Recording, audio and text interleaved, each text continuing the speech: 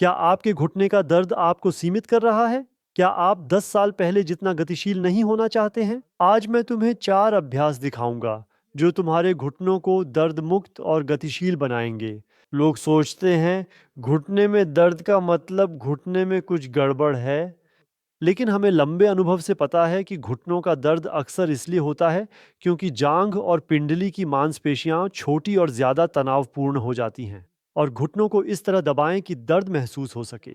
अब हम इन विशेष व्यायामों की मदद से इसका सामना करेंगे। हम अब दोनों हिस्सों के लिए 2 अभ्यास करेंगे। पहला थोड़ा सामान्य है और दूसरा आपको हमारी ऐप में मिलेगा। मैं तुम्हें दाएं घुटने के लिए अभ्यास दिखा रहा हूं। अगर तुम्हें बाएं घुटने में समस्या है तो बस दूसरी तरफ से करो। हम इसे इस प्रकार शुरू करते हैं कि दाएं पैर को पूरी तरह सीधा कर देते हैं, बाएं को थोड़ा मोड़ते हैं और अब धीरे धीरे धड़ के साथ नीचे की तरफ जाते हैं। जब तक घुटने के पीछे खिंचाव ना हो, यह खिंचाव असुविधाजनक होता है, लेकिन इसे इस तरह सेट करें कि यह आरामदायक रहे।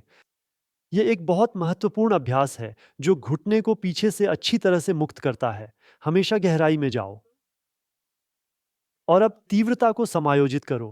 पहले हल्का सा दर्द होता है, फिर थोड़ा ज्यादा बढ़ जाता है। धीरे धीरे आगे बढ़ो, आप अच्छे से सहारा ले सकते हो। धीरे धीरे नीचे जाओ, ध्यान रहे कि घुटने के पीछे यह सहनीय और आरामदायक लगे।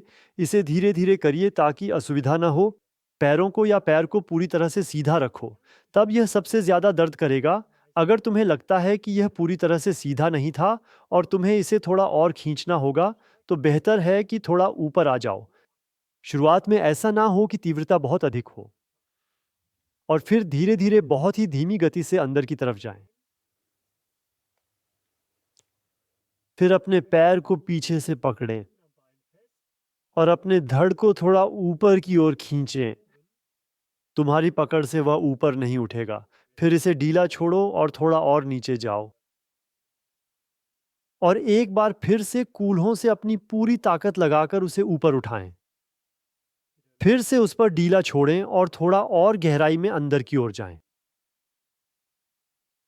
आप महसूस करेंगे कि यह थोड़ा और बढ़ता है। उसी क्षेत्र में रहें जो अभी भी अच्छा लगता है।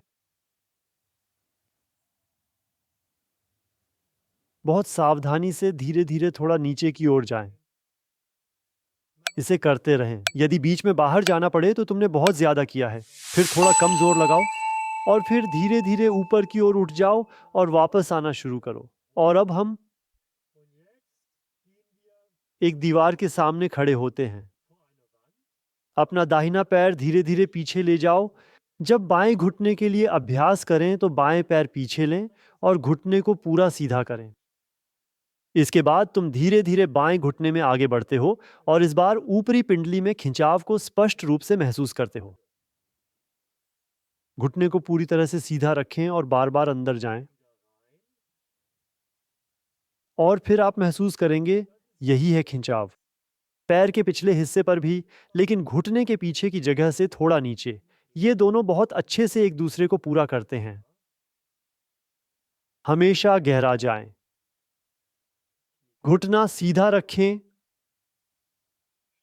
अच्छे से सांस लें।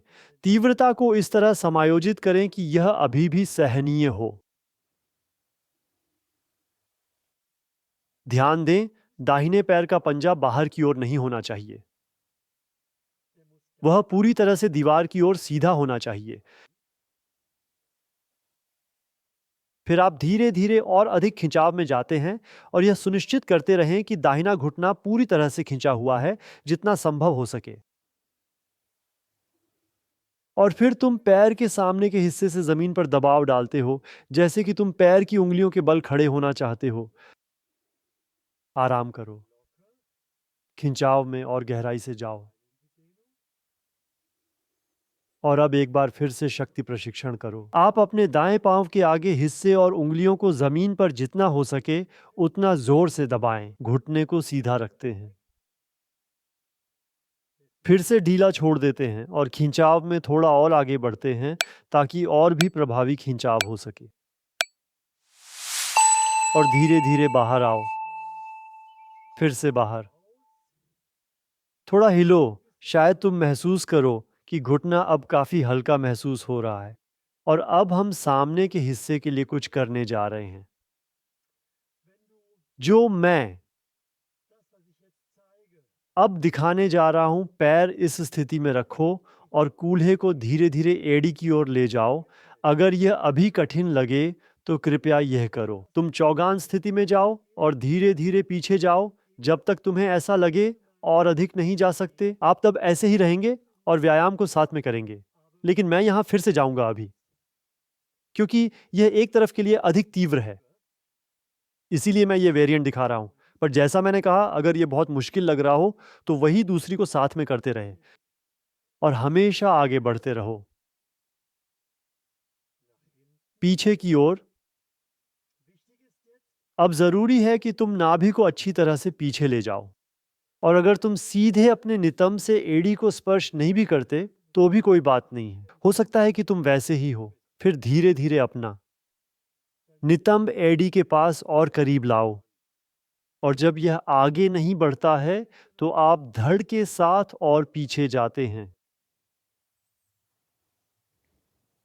और फिर आप खिंचाव को यहाँ जांग के हिस्से में बहुत अधिक महसूस करेंगे।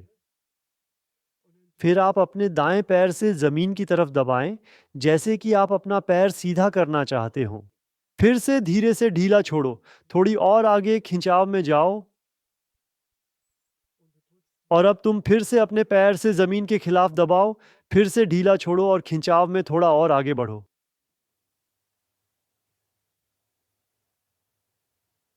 गहरी और सहज सांस लो ताकि वो तीव्रता एक आरामदायक सीमा में बनी रहे। इसे धीरे धीरे बाहर निकालो। खड़े हो जाओ और फिर से पैरों की मदद करने वाले उपकरण को पकड़ लो। घुटने के सहायक का इस्तेमाल करें, और अगर वह तुम्हारे पास नहीं है तो पैर के आगे कुछ किताबें रख लो। और अब तुम वही करते हो, लेकिन प्रारंभिक खिंचाव के साथ, और फिर तुम्हें एहसास होता है कि यह खिंचाव काफी गहन होता है और इसे प्राप्त करना पहले से ज्यादा आसान है। और कूल्हे को धीरे धीरे आगे की तरफ खींचते जाओ। इस बात का ध्यान रखो कि घुटना पूरी तरह से सीधा और स्थिर रहे। बाएं पैर को थोड़ा ऊपर उठाएं ताकि आप महसूस करें कि आपका पूरा वजन दाएं पैर पर है।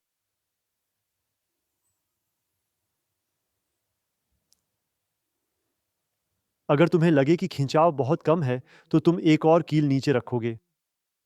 इस तरीके से सेट करें कि आप हिप्स के साथ ठीक घुटने के रक्षक के ऊपर स्थित हों।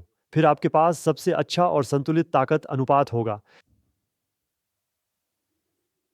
और अब आप यहां भी कोशिश कर रहे हैं आगे के पैर को जमीन में दबाने की, जैसे कि आप चाहते हैं अपनी उंगलियों के बल पर खड़े हो। लेकिन यह संभव नहीं, वजन तुम्हें नीचे धकेलता है। आप फिर से ढीला छोड़ते हो और अंदर जाते हो, और फिर से आप आगे के पैर से नीचे की ओर दबाव डालते हो। पिंडली को तनाव दें, फिर आराम से छोड़ें। सुनिश्चित करें कि आपका दायां घुटना सीधा है, और फिर से स्ट्रेच में जाएं।